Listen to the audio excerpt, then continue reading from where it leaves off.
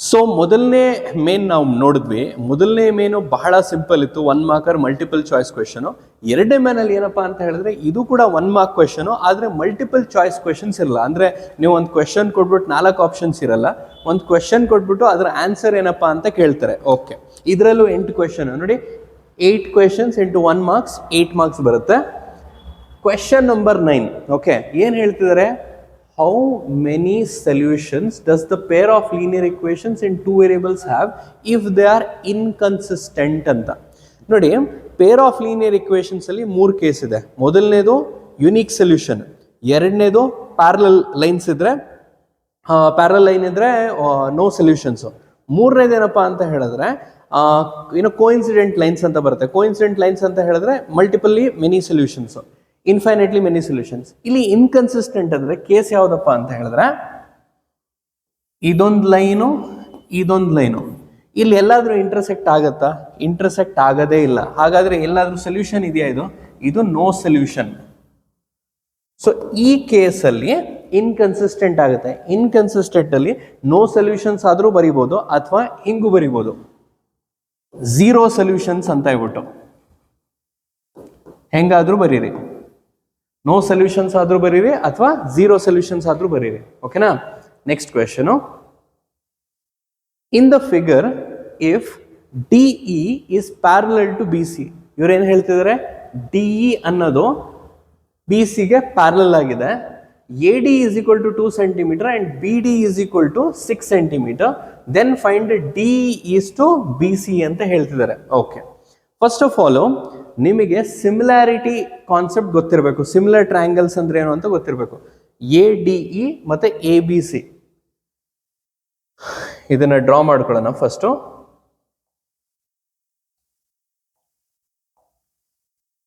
Okay,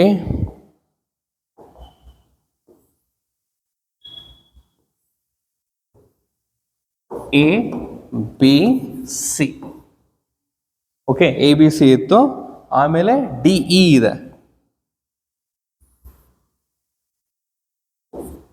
D ಮತ್ತೆ E ಇದೆ. Okay, ಇದು 2 ಸೆಂಟಿಮೀಟರ್ ಇತ್ತು, ಆಮೇಲೆ ಇದು 6 ಸೆಂಟಿಮೀಟರ್ ಇದೆ.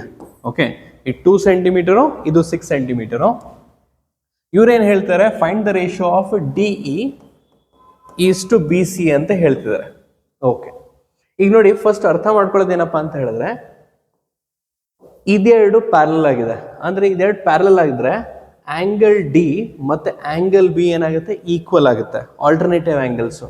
ಮತ್ತು angle E and angle C equal ಆಗುತ್ತೆ. ಮತ್ತು ಆಂಗಲ್ ಎ ಅಂತೂ ಕಾಮನ್ ಆಂಗಲ್.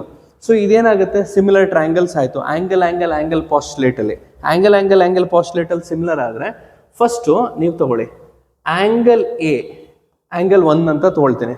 ಮೊದಲನೇ ಟ್ರಯಾಂಗಲ್ ಯಾವ್ದಪ್ಪ? ಮೊದಲನೇ ಟ್ರಯಾಂಗಲ್ ಎ ಡಿ ಇ. ಓಕೆನಾ? ಎ ಡಿ ಇ ತಗೊಂಡ್ರಿ. ನೆಕ್ಸ್ಟ್ ಎ ಡಿ ಇ ತಗೊಂಡ್ರೆ ನೆಕ್ಸ್ಟ್ ದೊಡ್ಡ ಟ್ರಯಾಂಗಲ್ ಯಾವುದು? A B C. A B C ತಗೊಳ್ತೀರಾ. ಓಕೆನಾ? ಇದರಲ್ಲಿ ಆಂಗಲ್ ಎ, ಇದರಲ್ಲಿ ಆಂಗಲ್ ಎ.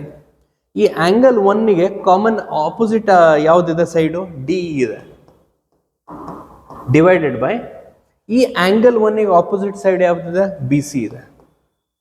ಓಕೆನಾ? ಇಲ್ಲಿ ಆಂಗಲ್ 2, ಆಂಗಲ್ ಬಿ ಮತ್ತೆ ಆಂಗಲ್ ಡಿ ಈಕ್ವಲ್ ಇತ್ತು. ಇದನ್ನ ಆಂಗಲ್ 2 ಅಂತ ತಗೊಳ್ತೇನೆ, ಇದನ್ನ ಆಂಗಲ್ 2 ಅಂತ ತಗೊಂಡ್ರೆ ಇದನ್ನು ಆಂಗಲ್ 2 ಅಂತ ತಗೊಂಡ್ರೆ ಈಗ ಆಂಗಲ್ 2ಗೆ ಆಪೋಸಿಟ್ ಯಾವ್ದಿದೆ? ಫಸ್ಟ್ ಸೈಡು ಎ ಇ ಇದೆ, ಎ ಇ ಡಿವೈಡ್ ಬೈ ಇಲ್ಲಿ ಆಂಗಲ್ 2 ಆಪೋಸಿಟ್ ಯಾವ್ದಿದೆ? ಎ ಸಿ ಇದೆ. ಓಕೆನಾ? ನೆಕ್ಸ್ಟ್ ಆಂಗಲ್ 3 ತಗೊಳ್ಳೋಣ. ಆಂಗಲ್ 3 ತಗೊಂಡ್ರೆ ಇದು ಆಂಗಲ್ 3, ಇದು ಮೂರನೇ ಆಂಗಲ್, ಆಂಗಲ್ 3. ಇದು ಆಂಗಲ್ 3 ತಗೊಂಡೆ, ಇದು ಕೂಡ ಆಂಗಲ್ 3 ಆಗುತ್ತೆ. ಇಲ್ಲಿ ಆಂಗಲ್ 3ಗೆ ಆಪೋಸಿಟ್ ಯಾವ್ದಿದೆ? ಎ ಡಿ ಇದೆ. ಓಕೆನಾ? ಇಲ್ಲಿ ಆಂಗಲ್ 3ಗೆ ಆಪೋಸಿಟ್ ಯಾವ್ದಿದೆ? ಎ ಬಿ ಇದೆ. ಓಕೆ, ನಮಗೆ ಆಲ್ರೆಡಿ ಗೊತ್ತು ಎ ಡಿ ಅಂದ್ರೆ 2 ಮತ್ತೆ ಈ ಬಿ ಡಿ ಅಂದ್ರೆ 6. ಓಕೆ, ಬಿ ಡಿ ಅಂದ್ರೆ 6. ಬಿ ಡಿ ಎಲ್ಲಾದ್ರೂ ಇದೆಯಾ? Okay, fine. B D. Okay, A B ತಗೊಳ್ಬೋದಾ? ಎ ಬಿ, ಬಿ ಡಿ ನನಗೆ 6 ಅಂದ್ರೆ ಎ ಬಿ ಏನಾಗುತ್ತೆ? 2 + 6 8 ಆಗುತ್ತೆ. ಈಗ ಇಲ್ಲಿ ಜಸ್ಟ್ ರೇಷಿಯೋಸ್ ತಗೊಳ್ಳಿ ನೀವು. ಇಲ್ಲಿ ರೇಷಿಯೋಸ್ ತೊಗೊಂಡ್ರೆ ಇದು 2, ಆಮೇಲೆ ಇದು 8. ಓಕೆ, ಇದು 2 ಮತ್ತು ಇದು 8. AD ಏನಾಯಿತು? 2 ಆಯಿತು, ಇದು 8 ಆಯಿತು. ಸೊ ಇದು 2:8 ಆದರೂ ಬರಿಬೋದು ಅಥವಾ 1:4 ಆದರೂ ಬರಿಬೋದು. Okay, next question.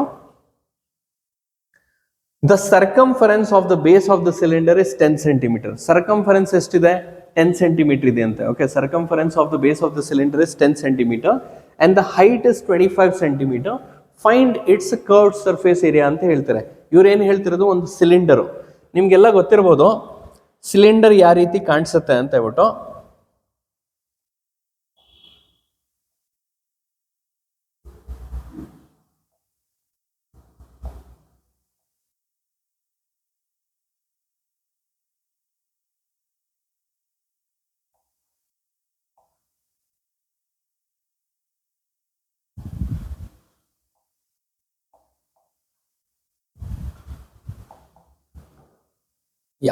ಸಿಲಿಂಡರ್ ಬಂತಪ್ಪ ನೋಡಿ, ಒಂದು ಸಿಲಿಂಡರ್ ಇದೆ. ಓಕೆ, ಒಂದು ಸಿಲಿಂಡರ್ ಬಂತು. ಈಗ ಇವ್ರೇನಪ್ಪ ಹೇಳ್ತಿದ್ದಾರೆ ಅಂತ ಹೇಳಿದ್ರೆ ಸರ್ಕಂಫರೆನ್ಸ್ ಹೇಳ್ತಾರೆ. ಸರ್ಕಂಫರೆನ್ಸ್ ಅಂತ ಹೇಳಿದ್ರೆ ಇದು ಈ ಸರ್ಕ್ಯುಲರ್ ಇದೆಯಲ್ವಾ, ಇದನ್ನ ಸರ್ಕಂಫರೆನ್ಸ್ ಅಂತ ಹೇಳ್ತಾರೆ. So circumference formula 2πr. 2πr is equal to circumference C 10 centimetre. ಆಮೇಲೆ ಹೈಟ್ ಇಸ್ 25 ಸೆಂಟಿಮೀಟರ್. ಹೈಟ್ ಅಂದರೆ ಗೊತ್ತಿದೆ, ಎಲ್ಲರಿಗೂ ಗೊತ್ತಿದೆ, ಇಲ್ಲಿಂದ ಇಲ್ಲಿ ತನಕ ಇರೋದು ಹೈಟು. 25 ಸೆಂಟಿಮೀಟರ್ ಅಂತೆ. Okay, height 25 centimetre. Okay, 25 centimetre. Find the curved surface area ಅಂತ ಹೇಳ್ತಾರೆ. So curved surface area formula ಏನಾಗುತ್ತೆ? Curved surface area is equal to curved surface area, CSA ಅಂದರೆ curved surface area, curved surface area 2πRH ಆಗುತ್ತೆ. Okay, already ನಮಗೆ 2πr ಅಂದ್ರೆ ಗೊತ್ತು, ಅವನು ಅದಕ್ಕೋಸ್ಕರ ಸರ್ಕಂಫರೆನ್ಸ್ ಕೊಟ್ಟಿದ್ದು. 2πr ಆಲ್ರೆಡಿ ಕೊಟ್ಬಿಟ್ಟಿದ್ದಾನೆ 10 ಸೆಂಟಿಮೀಟರ್ ಅಂತ. ಸೊ ನಾವೇನು ರೇಡಿಯಸ್ ಫೈಂಡ್ ಔಟ್ ಮಾಡೋ ಅವಶ್ಯಕತೆ ಏನಿಲ್ಲ. ಸೊ 2πr ನನಗೆ ಗೊತ್ತು, ಎಷ್ಟಪ್ಪ? 2πr 10 centimetre. ಆಮೇಲೆ H ಎಷ್ಟು? 25. ಸೊ 10 ಇಂಟು 25 ಎಷ್ಟಾಗುತ್ತೆ? 250 ಸೆಂಟಿಮೀಟರ್ ಸ್ಕ್ವೇರ್ ಆಗುತ್ತೆ. ಕರೆಕ್ಟ್ ಅಲ್ವಾ? ಇದು ಸೆಂಟಿಮೀಟರ್ ಇತ್ತು, ಇದು ಸೆಂಟಿಮೀಟರ್ ಇತ್ತು, centimetre into centimetre, centimetre square ಆಗುತ್ತೆ. Okay, so curved surface area 250 centimetre square ಆಗುತ್ತೆ. ನೆಕ್ಸ್ಟ್ ಕ್ವೆಶನ್, ಬಹಳ ಸಿಂಪಲ್ ಕ್ವೆಶನ್ ಇದು. ಪ್ರಾಬಬಿಲಿಟಿ ಚಾಪ್ಟರ್ ಇಂದ ಬಂದಿದೆ. Write the value of probability of the event happening plus probability of the event not happening. ಇಲ್ಲೊಂದು bar ಕಾಣಿಸ್ತಿದೆ ನೋಡಿ, ಒಂದು ಡ್ಯಾಶ್ ಕಾಣಿಸ್ತಿದೆ ನೋಡಿ, it is probability of the event not happening. So ಎಷ್ಟು ಪ್ರಾಬಬಿಲಿಟಿ ಆಗುತ್ತೆ ಅಂದರೆ ಆ್ಯಕ್ಚುಲಿ ಇದು ಫಾರ್ಮುಲಾ ಇದು, probability of the event happening plus probability of the event not happening is equal to always 1. It's simple answer. Okay, probability of the event happening plus probability of the event not happening is always equals to 1 ಆಗುತ್ತೆ. Next, in an AP, arithmetic progression AP ಅಂತ ಹೇಳ್ತಿದ್ದಾನೆ ಅಷ್ಟೇ. In an AP, the 7th term is 12 more than its 4th term. 7th term 4ನೇ ಟರ್ಮ್ಗಿಂತ 12 ಜಾಸ್ತಿ ಅಂತೆ. Find the common difference ಅಂತ ಹೇಳ್ತಾರೆ. ನೋಡೋಣ ಏನು ಕೊಟ್ಟಿದ್ದಾರೆ ಇವರು. ನೋಡಪ್ಪ, 7th ಟರ್ಮು 4th ಟರ್ಮ್ಗಿಂತ ಎಷ್ಟು ಜಾಸ್ತಿ ಅಂತೆ? 12 ಮೋರ್ ಅಂತೆ. ಮೋರ್ ಅಂದ್ರೆ ಏನು? ಆಬ್ವಿಯಸ್ಲಿ ಪ್ಲಸ್ ಆಗುತ್ತೆ. ಸೊ ಈಗ 7th ಟರ್ಮ್ ಫಾರ್ಮುಲಾ ಏನು? 7th ಟರ್ಮ್ಗೆ ಏನು ಫಾರ್ಮುಲಾ ಬರೀತೀರಾ? A plus 7 minus 1 into D. A plus n minus 1, n ಜಾಗದಲ್ಲಿ 7 ಇದೆ. So A plus 7 minus 1 into D, ಅಥವಾ ಡೈರೆಕ್ಟ್ ಆಗಿ A ಪ್ಲಸ್ 6D ಅಂತಾನು ಬರೀಬೋದು. ಇದೇನಾಗುತ್ತೆ? A plus 4 minus 1 into D plus 12. ಈಗ ಕರೆಕ್ಟಾಗಿ ನೋಡಿ,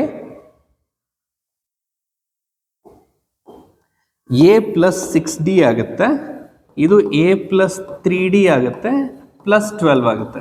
ಓಕೆನಾ?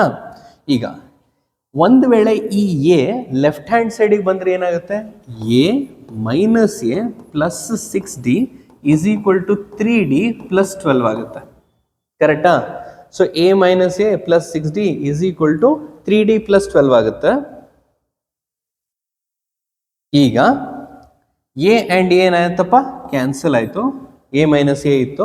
ಇಲ್ಲಿ 6D, ಈ 3Dನ ಲೆಫ್ಟ್ ಹ್ಯಾಂಡ್ ಸೈಡಿಗೆ ಕಳಿಸಿದ್ರೆ ಮೈನಸ್ 3D ಆಗುತ್ತೆ, ಈಸ್ ಈಕ್ವಲ್ ಟು 12 ಆಯಿತು. So 6D minus 3D is equal to 12 ಆಯಿತು. 6D ಮೈನಸ್ 3D ಏನಾಯ್ತಪ್ಪ ಪುಟ 3D ಆಯಿತು. 3D ಈಸ್ ಈಕ್ವಲ್ ಟು 12 ಆಯಿತು. 3D ಈಸ್ ಈಕ್ವಲ್ ಟು 12 ಆದರೆ 3D ಈಸ್ ಈಕ್ವಲ್ ಟು 12 ಆದರೆ ಡಿ ಏನಾಗುತ್ತೆ 12 ಡಿವೈಡೆಡ್ ಬೈ 3 ಆಗುತ್ತೆ. ಈಗ 12 ಡಿವೈಡ್ ಬೈ 3 ಏನು ಆನ್ಸರ್ ಬರುತ್ತೆ ನಿಮಗೆ ಆಲ್ರೆಡಿ ಗೊತ್ತಿದೆ, ನೀವೇ ಸಾಲ್ವ್ ಮಾಡಿ, ಇದನ್ನು ನಾನು ಮಾಡೋದೇ ಇಲ್ಲ. ಓಕೆ, ಕಮೆಂಟ್ ಬಾಕ್ಸಲ್ಲಿ ಹೇಳಿ. ಓಕೆ, 12 ಡಿವೈಡ್ ಬೈ 3 ಏನು answer? Okay, so 12 divide by 3. Is it clear? Next ಕ್ವೆಶನ್ಗೆ ಹೋಗೋಣ. ಇದು ಬಹಳ ಸಿಂಪಲ್ ಕ್ವೆಶನು. ಇವ್ರೇನು ಹೇಳ್ತಿದ್ದಾರೆ, ಇನ್ ದ ಫಿಗರ್, ಇದೊಂದು ಫಿಗರ್ ಕೊಟ್ಟಿದ್ದಾರೆ. In the figure of a cone, ಇದೊಂದು cone with radius R and the slant height L. Slant height ಎಲ್ಲಿ ಬರುತ್ತೆ? ಸ್ಲ್ಯಾಂಟ್ ಹೈಟ್ ಇಲ್ಲಿ ಬರುತ್ತೆ. ಸ್ಲ್ಯಾಂಟ್ ಹೈಟ್ ಎಲ್ಲು, ರೇಡಿಯಸ್ ಎಲ್ಲಿ ಬರುತ್ತೆ? ರೇಡಿಯಸ್ ಇಲ್ಲಿ ಬರುತ್ತೆ. ರೇಡಿಯಸ್ ಇಲ್ಲಿ ಬರುತ್ತೆ ಆರು. Is mounted. ಮೌಂಟೆಡ್ ಅಂತ ಹೇಳಿದ್ರೆ ಒಂದು ಕೋನನ್ನ ನೋಡಿ, ಇಲ್ಲಿ ಒಂದು ಕೋನನ್ನ ಈ ರೀತಿ ಮೇಲಿಟ್ಟಿದ್ದಾರೆ, ಮೌಂಟ್ ಮಾಡಿದ್ದಾರೆ, ಅಂದ್ರೆ ಈ ರೀತಿ ಮೇಲ್ಗಡೆ ಇಟ್ಟಿದ್ದಾರೆ ಅಂತ ಹೇಳ್ಬಿಟ್ಟು. Mounted on a hemisphere. Hemisphere ಅಂದ್ರೆ ಅರ್ಧ ಸ್ಪಿಯರು ವಿತ್ ರೇಡಿಯಸ್ ಆರ್. ಅದ್ರದ್ದು ರೇಡಿಯಸ್ ಸೇಮ್ ಇದೆ. ಅಂದ್ರೆ ಎರಡನ್ನೂ ಇಟ್ಟರೆ ಈ ರೀತಿ ರೇಡಿಯಸ್ ಮೇಲೆ ಪಕ್ಕ ಅದರ ರೇಡಿಯಸ್ ಏನಾಗುತ್ತೆ, ಅದು ಇಂಟರ್ಲಾಕ್ ಆಗುತ್ತೆ.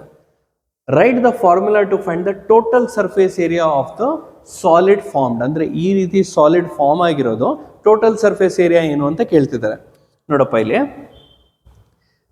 ಹೆಮಿಸ್ಪಿಯರ್ದು ಕರ್ವ್ಡ್ ಸರ್ಫೇಸ್ ಏರಿಯಾ ಏನಾಗುತ್ತೆ? ಹೆಮಿಸ್ಪಿಯರ್ದು curved surface area, hemisphere CSA ಅಂದ್ರೆ curved surface area. Curved surface area 2πr² ಆಗುತ್ತೆ. ಓಕೆ, 2πr² ಆಗುತ್ತೆ.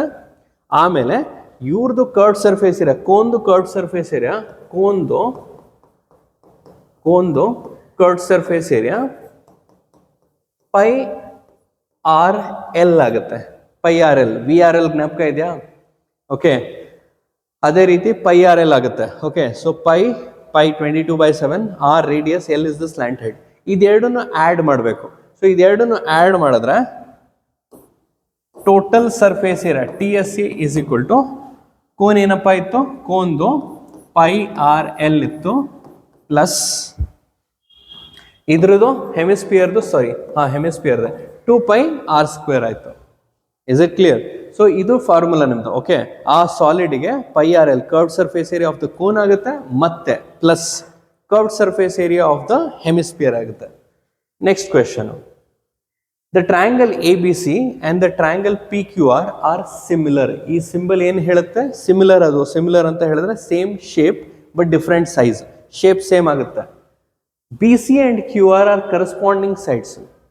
BC ಅಂಡ್ QR ನಾನು ಡ್ರಾ ಮಾಡಿ ತೋರಿಸ್ತೀನಿ, ಹೆದರಬೇಡಿ. BC and QR corresponding sides ಆಗುತ್ತಂತೆ.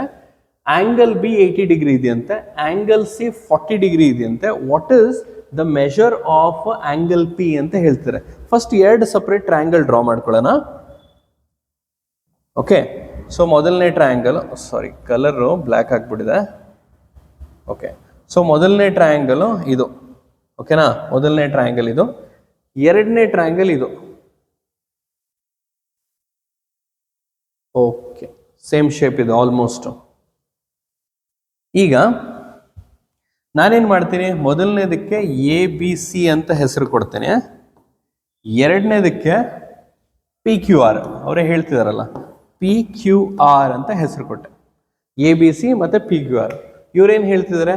ಆಂಗಲ್ B 80 ಡಿಗ್ರಿ ಅಂತ. Angle B 80 degree. ಓಕೆ, ಮತ್ತೆ angle C 40 degree. Angle C 40 degree. Angle C 40 degree. ಮತ್ತಿನ್ನೇನು ಹೇಳ್ತಾರೆ? BC ಮತ್ತು QR ಏನು? BC and QR are corresponding sides. BC ಎಲ್ಲಿ ಬರುತ್ತೆ? ಇದು BC and QR are corresponding, ಅಂದ್ರೆ ಸೇಮು ಅಂತ ಹೇಳ್ಬಿಟ್ಟು corresponding. Then what is the measure of angle P ಅಂತ. ಇದೆಲ್ಲ ಬಿಟ್ಟಾಕಿ ಆಂಗಲ್ ಸಮ್ ಪ್ರಾಪರ್ಟಿ ಗೊತ್ತಲ್ವಾ? ಆಂಗಲ್ ಸಮ್ ಪ್ರಾಪರ್ಟಿನಲ್ಲಿ ಇದು 80 + 40 ಆದರೆ ರಿಮೈನಿಂಗ್ ಆಂಗಲ್ ಏನಾಗುತ್ತೆ ನೋಡಿ, ಟೋಟಲ್ ಆಂಗಲ್ ಎಲ್ಲ ಆ್ಯಡ್ ಮಾಡಿದ್ರೆ ನಮಗೆ 180 ಡಿಗ್ರಿ ಬರಬೇಕು. 80 + 40 ಮಾಡಿದ್ರೆ 120 ಡಿಗ್ರಿ ಬರುತ್ತೆ. 180ನಲ್ಲಿ 120 ಡಿಗ್ರಿ ಹೋದರೆ ಎಷ್ಟು ಉಳಿಯುತ್ತೆ? ಇದು 60 ಡಿಗ್ರಿ. ಓಕೆನಾ. ಇದು 60 ಡಿಗ್ರಿ. ಇದು ಇದಕ್ಕೆ ಕರೆಸ್ಪಾಂಡಿಂಗ್ ಆಗಿದೆ ಅಂದ್ರೆ ಯಾವುದು, ಬಿ ಸಿ ಮತ್ತೆ ಕ್ಯೂ ಆರ್. ಬಿ ಸಿ ಮತ್ತೆ ಕ್ಯೂ ಆರ್ ಕರೆಸ್ಪಾಂಡಿಂಗ್ ಆದ್ರೆ ಇದು 80 ಡಿಗ್ರಿ ಆದ್ರೆ ಇದು ಕೂಡ ಎಷ್ಟಾಗುತ್ತೆ, 80 ಡಿಗ್ರಿನೇ ಆಗುತ್ತೆ. ಇದು 40 ಡಿಗ್ರಿ ಆದ್ರೆ ಇದು 40 ಡಿಗ್ರಿನೇ ಆಗುತ್ತೆ. ಮತ್ತೆ ಹಾಗಾದ್ರೆ ಇದು ಎಷ್ಟಿರಬೇಕು, ಸೇಮ್ ಲಾಜಿಕ್ ಅಲ್ವಾ. 60, 80, 40 ಎಲ್ಲ ಆ್ಯಡ್ ಮಾಡಿದ್ರೆ 180 ಡಿಗ್ರಿ ಆಗುತ್ತೆ. ಹಾಗಾದ್ರೆ ಇದು ಕೂಡ 60 ಡಿಗ್ರಿ ಆಗುತ್ತೆ. Okay, so angle P is equal to angle A which is equal to 60 degree. Clear ಆಯ್ತಾ. Okay, next question. Okay, if the zeros of the, ಬಹಳ ಇಂಟ್ರೆಸ್ಟಿಂಗ್ ಕ್ವೆಶನ್ ಇದು, ಬಹಳ ಅಂದ್ರೆ ಬಹಳ ಇಂಟ್ರೆಸ್ಟಿಂಗ್. ಬಹಳ ಸ್ಟೂಡೆಂಟ್ಸು ಕನ್ಫ್ಯೂಸ್ ಮಾಡ್ಕೊಂಡು ಬಿಟ್ಬಿಡ್ತಾರೆ. ತುಂಬಾ ಅಂದ್ರೆ ತುಂಬಾ ಸಿಂಪಲ್ ಇದು, ದಯವಿಟ್ಟು ನೋಡಿ. If the zeros of a polynomial p of x is equal to x square plus 3x plus q are reciprocal to each other, then find the value of k ಅಂತ ಹೇಳ್ತಾರೆ. P of x x square plus 3x plus k. First p of x ಬರ್ಕೊಳ್ತೀನಿ. P of x is equal to x square plus 3x plus k. ಇವ್ರು ಏನು ಹೇಳ್ತಿದ್ದಾರೆ, ಇವರ roots ಏನಾಗಿದೆ, reciprocal ಅಂತ ಹೇಳ್ತಾರೆ. ಅಂದರೆ ಮೊದಲನೇ ರೂಟ್ ಆಲ್ಫಾ ಅಂತ ತಗೊಳ್ತೀನಿ, ಎರಡನೇ ರೂಟ್ ಬೀಟಾ ಅಂತ ತಗೊಳ್ತೀನಿ. ಇವ್ರೇನು ಹೇಳ್ತಿದ್ದಾರೆ, beta is 1 divided by alpha ಅಂತ, ಬೀಟಾ 1 ಡಿವೈಡ್ ಬೈ ಆಲ್ಫಾ ಅಂತ ಹೇಳ್ತಿದ್ದಾರೆ. ಓಕೆ, ಒಪ್ಕೊಳ್ಳುವ. ಈಗ ಆಲ್ಫಾ ಇಂಟು ಬೀಟಾ ಮಾಡಿದ್ರೆ ನನಗೇನು ಆನ್ಸರ್ ಬರಬೇಕು, ಆಲ್ಫಾ ಇಂಟು 1 ಬೈ ಆಲ್ಫಾ ಆಗುತ್ತೆ. ಯಾಕಂದ್ರೆ ಬೀಟಾ ಏನು ರೆಸಿಪ್ರೋಕಲ್ ಅಲ್ವಾ. ಈಗ ಆಲ್ಫಾ ಅಂಡ್ ಆಲ್ಫಾ ಕ್ಯಾನ್ಸಲ್ ಆಯಿತು. ಸೊ ಆಲ್ಫಾ ಇಂಟು ಬೀಟಾ ಏನಾಗುತ್ತೆ ನನಗೆ answer, product of the roots 1 ಬರುತ್ತೆ. ನೋಡಿ, ಪ್ರಾಡಕ್ಟ್ ಆಫ್ ದ ರೂಟ್ಸ್ಗೆ ನಮ್ಗೆ ಇನ್ನೊಂದು ಫಾರ್ಮುಲಾ ಇದೆ. ನೀವೊಂದು ಕ್ವಾಡ್ರಾಟಿಕ್ ಇಕ್ವೇಶನ್ ತೊಗೊಂಡ್ರೆ A x square plus B x plus C equals to 0, ಈ ಥರ ಒಂದು ಕ್ವಾಡ್ರಾಟಿಕ್ ಇಕ್ವೇಶನ್ ತೊಗೊಂಡ್ರೆ, ಇದು ಕೂಡ ಕ್ವಾಡ್ರಾಟಿಕ್ ಇಕ್ವೇಶನು. ಒಂದು ಕ್ವಾಡ್ರಾಟಿಕ್ ಇಕ್ವೇಶನ್ ತೊಗೊಂಡ್ರೆ ಪ್ರಾಡಕ್ಟ್ ಆಫ್ ರೂಟ್ಸ್ ಏನು ಬರುತ್ತೆ ಅಂತ ಹೇಳಿದ್ರೆ, ಪ್ರಾಡಕ್ಟ್ ಆಫ್ ರೂಟ್ಸು ಇದ್ರ ಫಾರ್ಮುಲಾ ಏನಪ್ಪಾ ಅಂದರೆ ಸಿ ಡಿವೈಡೆಡ್ ಬೈ, ಅಂದರೆ ಈ constant and a x square coefficient ಇದೆಯಲ್ಲ ಅದು ಸಿ ಡಿವೈಡೆಡ್ ಬೈ ಎ ನಿಮಗೆ product of roots alpha into beta ಕೊಡುತ್ತೆ. Alpha into beta is equal to c by a. So alpha into beta c by a ಆದರೆ ಇಲ್ಲಿ ನಮಗೆ A ಏನು, ಇದಕ್ಕೆ compare ಮಾಡೋಣ. ಈಗ ಏನು, x square plus 3x plus K equals to 0. ಇದನ್ನು ಕ್ವಾಡ್ರಾಟಿಕ್ ಇಕ್ವೇಶನ್ ಆಗಿ ತೊಗೊಂಡಿದ್ದೀನಿ. ಈಗ A x square plus B x plus C equals to 0 ಅಂತ ತೊಗೊಂಡೆ. ಇಲ್ಲಿ ಎ ವ್ಯಾಲ್ಯೂ ಏನಿದೆ, ಇಲ್ಲಿ ಎ ವ್ಯಾಲ್ಯೂ 1 ಇದೆ. ಇಲ್ಲಿ ಸಿ ವ್ಯಾಲ್ಯೂ ಏನಿದೆ, ಸಿ ವ್ಯಾಲ್ಯೂ ಕೆ ಇದೆ. ಓಕೆನಾ. ಇವನ್ ಪ್ರಕಾರ ಪ್ರಾಡಕ್ಟ್ ಏನಂತೆ, product C divided by A ಅಂತೆ. ಹಾಗಾದ್ರೆ ಇದೇನಾಗುತ್ತೆ, ಸಿ ಕೆ ಇದೆ, ಎ 1 ಇದೆ, ಕೆ ಡಿವೈಡೆಡ್ ಬೈ 1 ಏನಾಗುತ್ತೆ, ಕೆ ಆಗುತ್ತೆ. ಸೊ ಇಲ್ಲಿ ಪ್ರಾಡಕ್ಟ್ ಏನಾಯಿತು, ಕೆ ಆಯಿತು. ಅಲ್ಲಿ ಪ್ರಾಡಕ್ಟ್ ಏನಾಗಿತ್ತು, ಇಲ್ಲಿ ಪ್ರಾಡಕ್ಟ್ ಏನಾಗಿತ್ತು, ಪ್ರಾಡಕ್ಟ್ ಆಫ್ ದ ರೂಟ್ಸ್ 1 ಆಗಿತ್ತು. ಹಾಗಾದ್ರೆ ಕೆ ವ್ಯಾಲ್ಯೂ ಏನಾಗುತ್ತೆ, ಕೆ ವ್ಯಾಲ್ಯೂ 1 ಆಗುತ್ತೆ. So product is equal to 1 and here product is equal to K. So K value 1 ಆಯಿತು. ಓಕೆನಾ. ಬಹಳ ಸಿಂಪಲ್ ಕಾನ್ಸೆಪ್ಟು. ನಾವು ಎಲ್ಲ 1 ಮಾರ್ಕರ್ ಕ್ವೆಶನ್ಸ್ನ ಕ್ಲಿಯರ್ ಮಾಡಿದ್ದೀವಿ. ಓಕೆ, ಸೊ ನೆಕ್ಸ್ಟ್ ಮೇನ್ ಹೋಗೋಕ್ಕಿಂತ ಮುಂಚೆ ಒಂದು ಶಾರ್ಟ್ ಬ್ರೇಕ್.